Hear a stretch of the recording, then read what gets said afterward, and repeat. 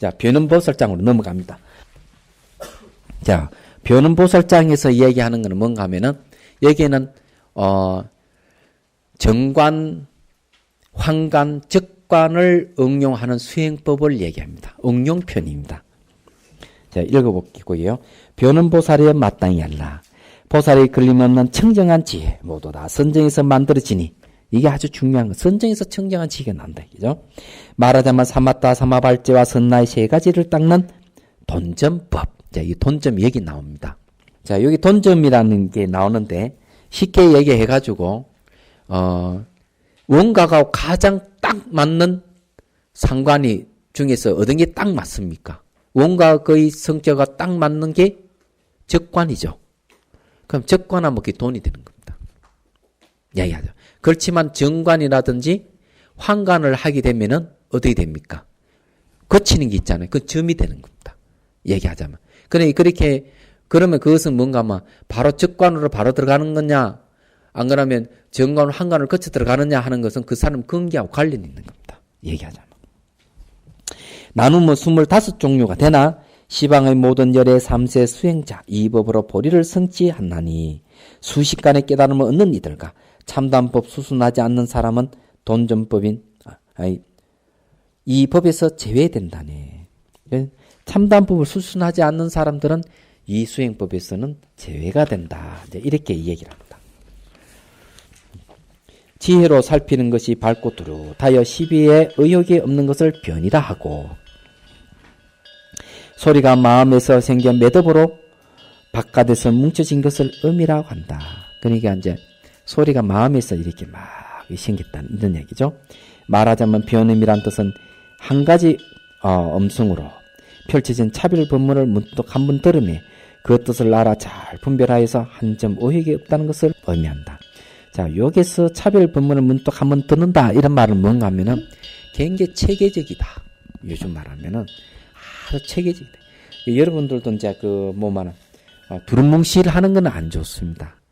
사람에 따라서 순수한 사람은 그런 체계적이지 않는 반면 순수하기 때문에 바로 갈 수 있어요. 그렇지만은 순수하지 못하고 머리를 많이 굴리는 사람은 오히려 체계적으로 나아가야 돼요. 딱 승과 후를 딱딱딱 정해가지고 이 길 자체를 갖다가 바르게 정확하게 그 길을 하나하나 더듬어서 가는 것이 빠릅니다. 그런 사람에게. 실제로 그 제가자들을 지도해보면은 이게 어떤 사람들이 공부를 잘하는가 하면 이런 사람들이 잘해요. 예를 들어서 하는 얘기인데 대학 다닐 때 데모한 사람들, 데모꾼 중에서 또 어떤 사람이냐? 조직을 만들었다가 조직을 없앴다가 하는 사람들이에요. 그 데모할 때 보면 그거 많이 하잖아요. 그러니까 데모를 하려면 조직을 만들어야 되거든요. 만들어가 체계를 세워가지고 조직적으로 하는 겁니다. 근데 이런 사람들이 수행을 하게 되면 수행을 어떻게 하면 아주 체계적으로 해요. 체계를 하는데 굉장히 빠른 속도로 나아갑니다. 그런데 이게 대충 게으른 사람들은 조금 체마음만 공부를 안 해버려요. 제가장에서 그런 사람들이 많습니다. 그래서 이제 그런 거 있는데 혹시 이제 여러분 중에서도 성격이 자기가 좀 체계적인 성격이다 그러면은 체계적으로 밟아가는 것이 오히려 맞습니다. 내 마음 단순하고 순수하다 그러면은 거두절미하고 순수한 방향으로 바로 직행하면 됩니다. 그렇지만 순수한 반면에도 그게 잘 안 되면은 다 체계를 밟아가는 게 좋겠죠. 얘기하자면. 그게 되고 대서장에 또 보면은 그런 게 있거든요. 나는 근기가 둔하다 이러니까 오히려 청명인보다는 근기가 둔한 사람, 자기 둔하다고 하는 사람이 오히려 더 빨리 성취하는 경우가 있다. 이렇게 얘기를 합니다. 그 둔하다 하는 건 뭔가 머리를 안 쓴다는 거죠. 머리를 안 쓰니까 이 수행하는데 아주 적합하다는 거죠. 쓰는 뭔가 말이라든지 머리를 쓰는 것보다 안 쓰는 쪽이 훨씬 낫거든요. 그러는 겁니다. 그런데 그렇게 얘기하는 사람들 어떤 사람은 사대부 사람이 이 벼슬아찔입니다. 그런 사람은 쉽게 말해서 자기가 둔하다 하지만 머리를 아주 기가 막히게 잘 쓰는 사람들이에요. 그런 겁니다. 그 다음에 변음보살이 위득 자제보살을 위해서 질문한 것은 무엇 때문인가? 변음보살은 도구는 마음에 들뜨는 거죠. 도구를 지혜 분별인 묘변으로 바꾼다. 도구란 정신이 어리어리하여 보는 마음이 파도같이 흔들리는 모습을 말하는 것이니 곧 육군에 의지하여 분별하는 마음이다. 자, 육군에 의지하여 분별한다 하는 건 대상을 인식하는 걸 이야기하는 거죠. 이 원래 그 팔전손 반야경에도 뭔가 보디사타바는 대상을 인식하지 않는다 이렇게 얘기를 합니다. 대상을 인식하게 되면 마음이 막 들뜬다는 거죠. 이 마음이 범부에 있으면 전도 몽상이 되나 성인에게 있으면 사리를 잘 간택을 하는 오묘한 지혜가 되는 것이다. 그래서 이게 같은 육군으로 대상을 인식하더라도 깨치지 못한 사람은 번뇌망상이 막 일어나 힘들지만 깨달은 사람은 오히려 이것을 훌륭하게 응용을 해가 중생을 구제한 이끈다 이런 얘기입니다. 254페이지입니다. 도구가 번뇌가 되는 이유는 마음이 한결 갖지 못해서 모든 경계를 반연하니 그로서 선정을 원수로 삼고 혼친과 짝이 되어 육군과 육진의 핵심 사이를 드나들면서 시비어 선악이 있는 곳에서 논들고 문명의 업식을 도와 자신의 신령스러운 발금을 장애하기 때문이다. 이 도구에 대한 설명입니다. 도구라 하는 마음을 들뜨는 걸 얘기를 하는데 법문 들을 때도 도구가 일어납니다. 근데 법문 들어가지고 마음이 막 이렇게 충격받아가 막 도구가 일어나지만은 그때는 오히려 그 법문 들어서 마음이 막 들뜨면서 어디로 가는가 하면은 바로 깨달음으로 가는 그런 모습을 합니다. 그래서 도구라도 법문 들어서 일어나는 도구는 성격이 좀 다르다 하는 걸 여러분 아셔야 됩니다. 여기는 선정을 장애하는 도구로서 이제 이 얘기를 하고 있습니다. 그러므로 변음보살이 관하는 지혜로서 이 미혹을 타파하여, 그러니까 이 도구를 타파하는 게 주 목적이네요. 사리를 잘 간택하는 오묘한 지혜가 되게 하니 일제 차별 법문을 분명히 밝혀서 의욕에 얻게 한 것이다. 이게 차별 법문이라고 하는 거는 정관, 환관, 적관을 응용하는 법문을 얘기합니다. 위독보살은 관하는 지혜로서 중생들이 성내는 것을 위로 바꾸도록 하였고, 변음보살은 일제 중생이 또한 이 관으로 미혹을 타파하여 사리를 잘 간택하는 오묘한 지혜가 되도록 하였으니 이 관문에서 여러 가지 방편을 수습할 수 있도록 부처님이 가르침을 간청하는 것이다. 자, 이제 관으로서 미혹을 타파하는 게 이제 변음보살의 이야기입니다. 그러면 여기서 그 관으로서 미혹을 타파한다 하는 것은 미혹의 종류가 상당히 많습니다.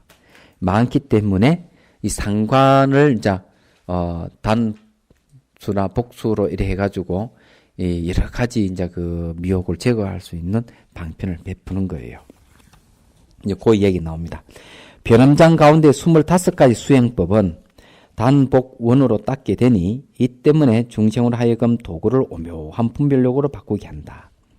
단복원으로 닦는 이치는 그 근기가 변음보살의 수준이 아니면 질문할 수 없고 그 암이 정변지가 아니면 가르칠 수 없는 것이다. 그러므로 스승과 제자의 도가 개합하는 것이 화살대와 할촉이 서로 받쳐서 그 기세를 도와주는 것과 같다. 여기서 이제 그 얘기하는 게 이제 단복원을 이제 닦게 한다. 이게 단복원 하면은 예를 들어 가지고 이제 단 하면은 이제 그 하나하나를 얘기하겠죠. 복하면 이제 복수를 얘기, 원카는 제가 다 이제 그 온용하게 이제 얘기하는 걸 얘기합니다. 그러면 이 25가지 나옵니다. 금강보살부터 변음보살에 이르기까지 5개를 5독으로 바꾸었다.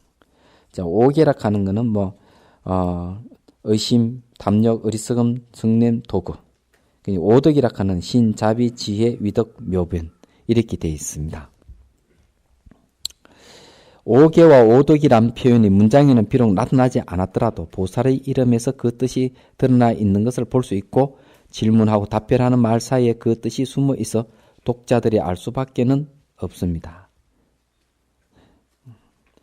개송으로 다음같이 말하겠다. 삼간으로 시설한 수행의 길이 25갈래로 나누어지니 꿈속에서 어둠을 걱정했는데 꿈을 깨니 중천의 해가 있도다. 이게 중천의 해락하는 깨달음을 얘기하죠. 자성강명을 얘기합니다.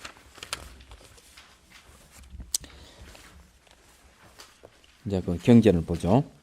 이때 변음보살이 대중 가운데서 일어나 부처님 발에 이마를 조아려 예배하고 존경의 표시로 우측으로 3번 돌며 두 무릎을 땅에 대고 두 손을 모으면서 부처님께 살이었다.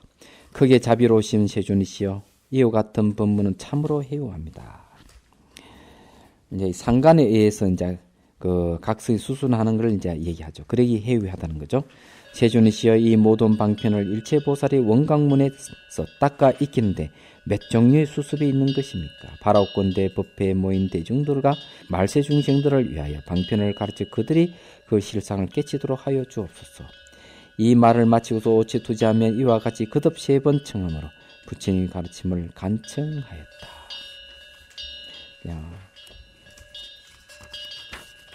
다시 거기 258페이지 넘어갑니다. 그때 세존께서 변음보살에게 다음같이 말씀하셨다. 착하고 착하도다 선남자의 너희들이 능히 법회에 모인 대중과 말세의 중생을 위하여 열에 이와 같은 수습방편을 묻는 거라. 너희들은 자신들을 마땅히 너희들을 위하여 설하리라.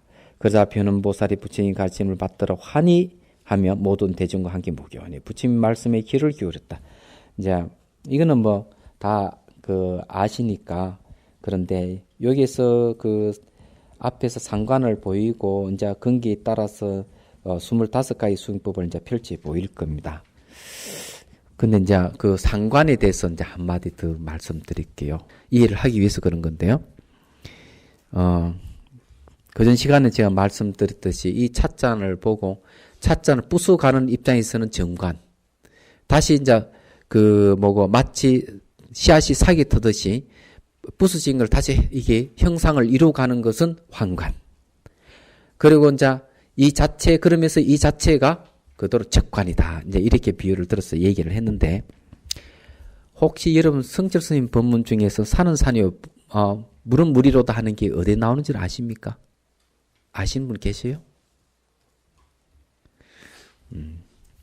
그 경덕 전동록에 나오는 이야기입니다.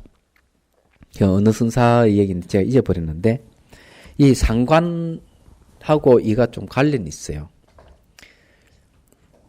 그 스님이 이제 그 선방에 이제 들어가기 전에는 산은 산이고 물이 물이구나 이렇게 생각을 했어요. 그래서 정진을 딱 하다 보니까 산은 산이 아니고 물은 물이 아니구나. 이건 뭡니까? 이건 정관입니다. 산의 본질이 비어 있고 물이 본질이 비어 있는 거죠. 그 첫 번째 경계입니다. 두 번째는 정진할 게 뭐가 나오는가 하면은 산은 산이 아니고 물은 물은 아닌데 산이 곧 물이고 물이 곧 산이더라. 평등하더라. 본질이 똑같더라는 거죠. 세 번째는 뭔가 하면은 다시 돌아와 가지고 산은 산이고 물이 물이구나. 이렇게 됐습니다. 그럼 여기에서 이제 산이 물이고 물은 산이다 하는 거는 뭘 얘기하는 거예요? 여기서 말하는 황관이라면은 다시 산은 산이고 물은 물로 돌아왔을 때는 적관이 되는 겁니다. 이게 아까 찻잔을 얘기했듯이 부숴가는 입장에서는 정관, 회복해가는 건 황관, 이 자체는 그대로 적관이다 하는 얘기. 그런 겁니다. 그러니까 제가 이게 여러분들이 말씀드리고 싶은 거는 뭘 이야기하고 싶은가 하면은 선사들이 그냥 슬쩍 이야기하는 지나가는 이야기지만은 거기에는 엄청난 경지가 수행의 과정이 그 안에 숨겨져 있다는 얘기입니다. 그래서 가볍게 여기시면 안 된다. 선사가 얘기하는 거는 길을 쫓고 세우고 잘 들을 필요가 있는 겁니다. 신뢰가 가면은 그 법문도 더 가슴이 와닿지만 신뢰가 안 가면 가슴이 와닿지를 않죠. 그래서 여러분들이 수행하는데 무조건 대신심, 성인의 말씀, 큰 스님 말씀 무조건 믿는 거예요. 그래 되게 큰 믿음을 내야 되는 거예요. 그 다음에 이제 그것이 이제 무엇인지 알아야 되니까 대의심, 그리고 용맹심을 내야 되기 때문에 대분심, 이 3대 조건이에요. 얘기하자면. 그러니 믿음이 굉장히 중요한 겁니다. 그 다음 이제 경전을 봅시다. 선남자의 일체 열애의 원각에 정정하여 본래 수습할 것과 수습할 자가 없는데도 주관객관이 없죠. 일체보살과 말세 중생들은 깨달음이 아닌 것에 의지하여 환의 힘으로 수습하려 하니 이때 25종의 청정한 선정의 가르침이 있는 것이다. 자, 깨달음이 아닌 것에 의지하여 그랬습니다. 깨달음이 아닌 것에 의지한다는 말은 뭔가, 깨달음이 아닌 것에 의지하긴 하지만은 수행이란 말이죠. 그럼 그 관을 이야기합니다. 관은 아직까지 깨달음으로 전환이 되지 않았습니다. 그렇지만 수행을 하긴 하니까 그는 관이라고 이야기할 수밖에 없죠. 그래서 이거는 깨닫기 전과 깨침의 후의를 이제 우리가 이 얘기를 보통 하는데 그 중간이 이제 뭔가 관입니다. 그래서 그 이제 덕통 스님이 말씀이 한번 들어보죠. 깨달음은 본래 망념을 벗어나 있어 수습에 나아갈 수 있는 것이 아니다. 다만 불각으로 인하여 평망하게 생주인멸의 사상이 있어서 신령한 밝음을 덮어버리니 이 생주인멸의 사상을 타파하기 위해 상관을 세우는 것이다. 이른바 미각의 깨치지 못한 각의 깨달음이란 곧 본각 깨닫기 이전의 각과 불각 이후의 각이니, 그러니까 깨치기 이전의 각, 그 다음에 깨치기 이전의 각하고 그 다음에 깨치지 못한 이후의 각. 그럼 그 깨달음이라 하는 건 중간이죠. 이니 이 각은 망념의 알른마리를 여어야 한다는 것을 의미한다. 그러면은 이거는 관밖에 더 있겠습니까? 만약 사상 하나하나에 흠망하는 알른마리를 잇는다면 각이란 이름할 수 있으나 사상을 따라 흘러가면 각이라 이름할 수 없다. 자, 알른마리를 잇는다면 각이라고 할 수 있지만 따라 흘러가면은 각이라 할 수 없다는 거죠. 만일 알른마리를 잇고자 하면 모름지기 관행을 의지해야 한다. 그니 관이 나오네요. 모든 관행이 중생의 끈기에 따라 일정치 않기에 문득 25종류의 수습의 차별이 있게 되니 이는 수습업이 없는 가운데 차별이 없는 가운데 차별이다. 자, 수습이 없다 하는 것은 본래 수습할 것이 없는데 수습하는 거고 본래 차별이 없는데 차별을 된다 하는 그런 것. 수습하고 차별한다 하는 중생의 그 미망 때문에 그런 게 있는 것이죠. 자, 이 깨닫기 전의 각, 그러니까 깨닫기 전과 깨닫고 후의 각, 이거는 관행을 얘기합니다. 자, 지금부터 이제 25 수행법을 하나하나 이제 공부를 하겠습니다. 첫 번째, 25개 수행법의 첫 번째입니다. 만약 보살이 지극한 고요함만을 오로지 취한다면 고요한 힘으로 영원히 번뇌를 끊어 구경을 성취하고 그 앉은 자리에서 문득 열반에 들어가려니 이 보살은 하나의 사마타만을 닦는다고 할 것이다. 자, 여기 정관만 닦는 거예요. 정관만 닦는 걸 이제 그 첫 번째입니다. 그게 사마타관이죠. 정관 이 하나만 닦아도 멸진정을 얻을 수 있다 하는 겁니다. 그러면은 환관은 뭔가 하면 보살의 수행이네요. 멸진정이 머물지 않고 중생을 구제하니까 그는 환관입니다. 대비관이기도 하고. 두 번째, 만약 보디사트바가 오직 환 같은 것만을 관한다면 부처님 힘으로 세계의 온갖 흐름을 변화시키고, 자, 부처님 힘으로 세계의 온갖 흐름을 변화시키거나 부처님 가피, 부처님 힘을 빌려서 이 말입니다. 힘을 빌려가지고 세계의 흐름을 바꾼다. 어떤 거? 탐진치의 흐름을 바로 수행의 흐름으로, 깨달음의 흐름으로 바꾼다는 거죠.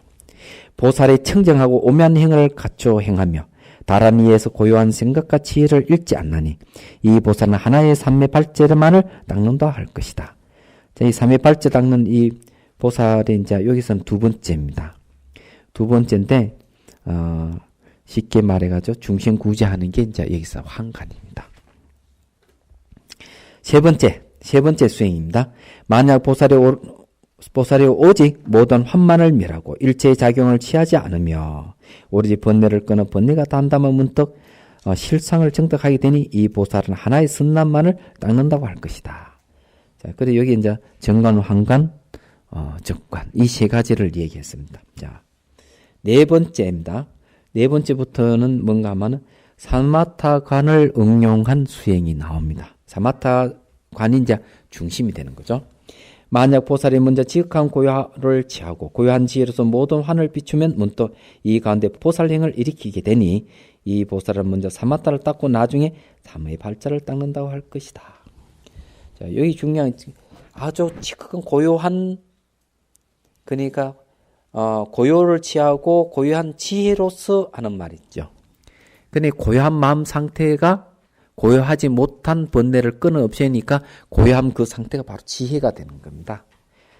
그렇다면 이게 고요함을 닦으니까 사마타고 이 고요한 사마타를 통해서 환을 없애가니까 삼업할제가 되는 겁니다.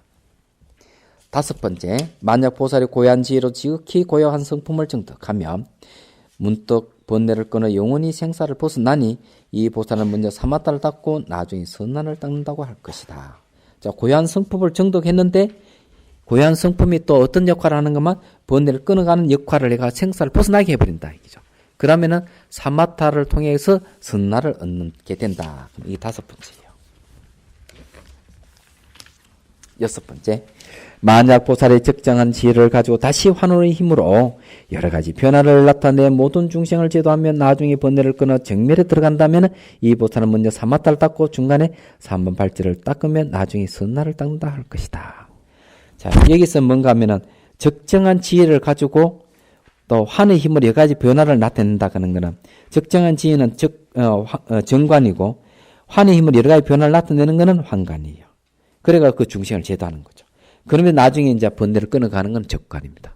그러면 이게 이제 원이 되는 거죠. 처음에는 개개인을 하다가, 그 다음 복수를 하다가 이렇게 세 가지를 같이 든 거는 원이 됩니다. 그럼 여섯 번째 했고, 일곱 번째 수행. 만약 보살의 지극한 고요한 힘으로 번뇌를 끊고 나중에 보살의 청정하고 오묘한 행을 일으켜 모든 중생을 제도하면 이 보살은 먼저 사마타를 닦고 중간에 선나를 닦으면 나중에 사마발제를 닦는다고 할 것이다. 자, 고요한 힘으로 번뇌를 끊어가지고, 이게 뭔가 하면은, 번뇌를 끊는 거는 사마타에서 선나를 닦는 거죠. 그 다음에 그걸 내니까 중생구제는 삼월발제가 되는 겁니다. 그 다음 여덟 번째, 만약 보살의 지극한 고야의 힘으로 마음을 번뇌를 끊고 다시 중생을 제도하여 일체가 하나인 경계를 만든 다음에 이 보살은 먼저 사마타를 닦고 고야한 힘으로는 건 사마타죠. 그 다음에 이제 중생 제동을 삼월발제. 그 다음에 그걸 통해서 일체의 경계가 하나인 줄 알게 되는 것은 선나가 됩니다. 그 다음에 아홉 번째, 만약 보살이 지극한 고요의 힘으로 변화를 일으키고 그 힘으로 나중에 번뇌를 끈다면 이 보살은 먼저 사마타와 삼발제를 함께 닦고 나중에 성나를 닦는다고 할 것이다. 자, 여기서는 고요한 힘으로 변화를 일으켜가지고 번뇌를 끊는다 이랬으니까 그 사마타와 그 사마발제를 한 거고 마지막에 이제 번뇌를 끊는 거는 선나를 닦는다 이런 이야기죠. 그 다음에 11번째, 만약 보살이 지극한 고요의 힘으로 정멸을 도와주고 정멸은 이제 이게 선나죠. 나중에 모든 장애를 이렇게 세계를 변화시킨다면 그건 사마발제입니다. 이 보살은 먼저 사마타와 선나를 함께 닦고 나중에 사마발제를 닦는다고 할 것이다. 자, 그 다음에 이제 사마발제를 얘기했습니다.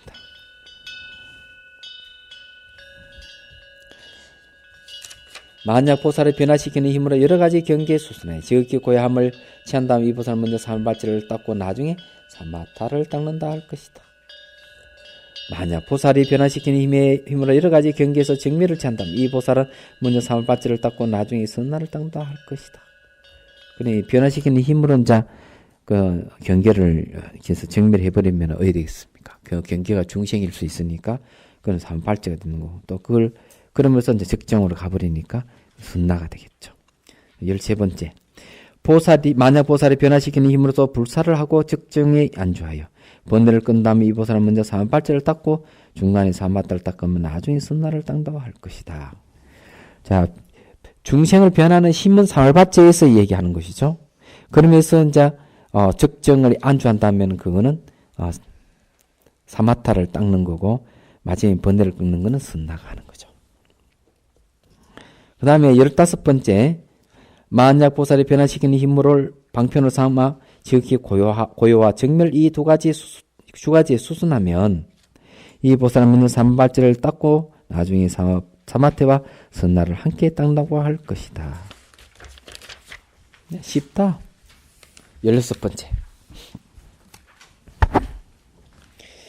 만약 보살이 변화시키는 힘으로 여러 가지 작용을 일으켜 지극한 고요를 돕고 나중에 번뇌를 끝나면 이 보살은 먼저 사마발제와 사마타를 닦고 나중에 선나를 닦는다 할 것이다. 자, 변화시키는 힘, 여러 가지 작용, 이거는 이제 사마발제죠. 그냥 고요를 돕으니까 뭔가 뭐 사마타가 되고, 그러면서 번뇌가 끊어지죠. 자, 그런 다음에 마지막에 이제 말하는 거는 선나를 닦고 돕다고 할 수 있겠죠. 일단 이제 선나가 마지막에 나와가지고 이제 건져 올리는 겁니다.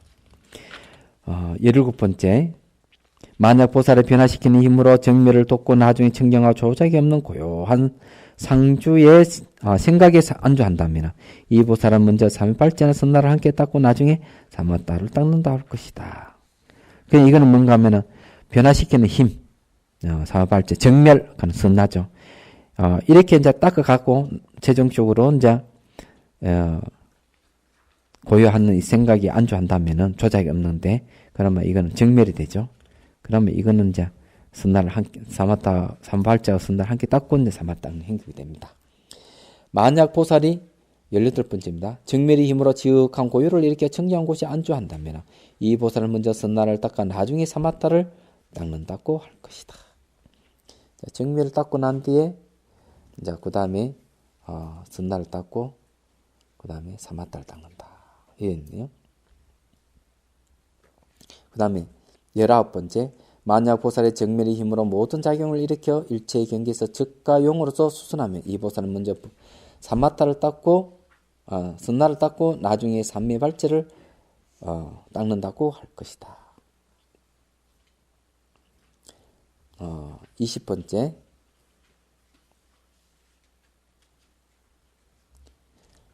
보살이 정멸의 여러 가지 자성으로 고요한 생각에 안주하여 일체의 변화를 일으키면 이 보살은 먼저 선나를 닦고 중간에서 사마타를 닦으면 나중에 삼위발제를 닦는다고 한다.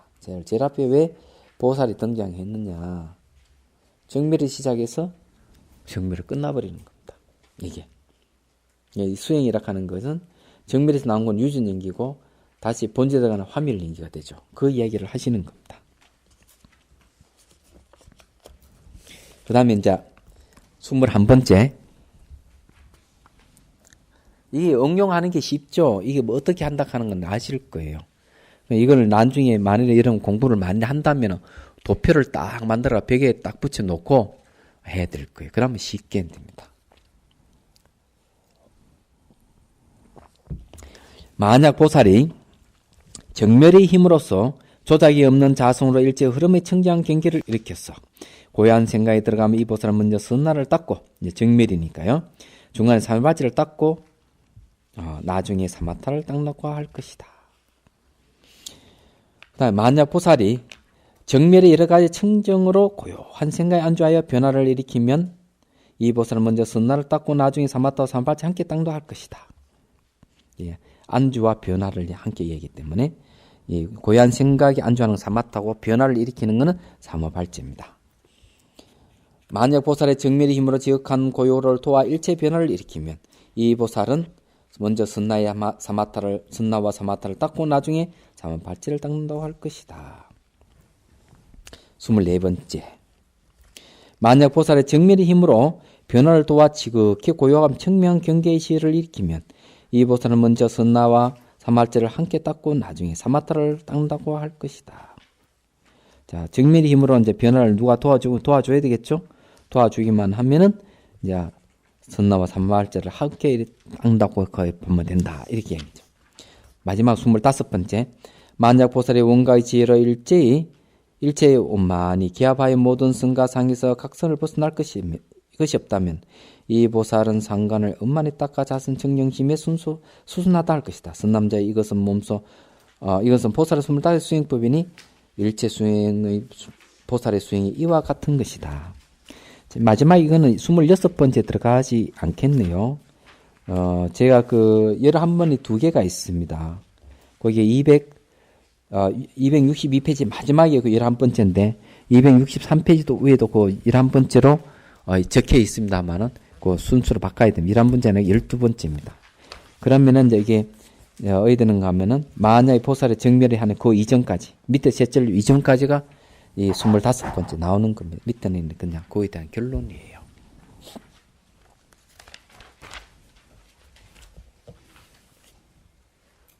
자, 어디 보는가 하면은 267페이지를 보십시오.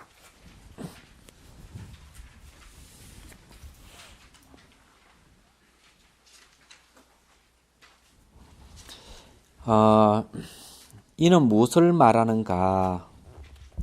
25종류의 이름을 열거하고 난 다음에 결론지어 시방보살이 25륜이라고 하고 그렇게 결론을 내리고 난 다음에 다시 이것을 표방하여 선남자 우운해야 하는 것이 마치 미륵장 가운데 오종성을 열거하고 난 다음 결론지어 시명중생의 오성차별이라 하고 그래 결론을 내리고 난 다음 다시 이것을 표현하여 선남자 우운하는 것과 같으니 이것이 그 증거다. 나머지는 그건 앞에 내용하고 배들을 쳐서 이 얘기를 하는 겁니다. 자, 268페이지 중간을 보십시오. 두 번째 단에 일제히 달을 보지 못한 자는 모름지기의 손가락의 지시로 달을 볼 수 있게 되니 달을 보았다면 손가락은 잊어야 할 것이다. 이 말은 뭘 얘기해요? 사교 입선을 얘기합니다. 교를 봤으면 이제 선에 들어갈 때는 교를 버린다. 이렇게 얘기하는 거예요. 여기서. 왜냐? 가르치면 전부 다 손가락이, 지시하는 손가락입니다. 제가 여러분들의 이 법문하는 내용도, 여러분이 뭘 가리키는가 하면은 손가락으로 달을 가리키는 연습을 하는 겁니다. 그래서 확실하게 자기 공부가 이거는 손가락이다 하는 건 여러분 이해하셔야 됩니다. 우리가 공부하는 건 다 손가락이에요. 그러면 달을 찾으려면 자도 참고해가지고 순수해진 사람 있죠. 그런 사람들이 이제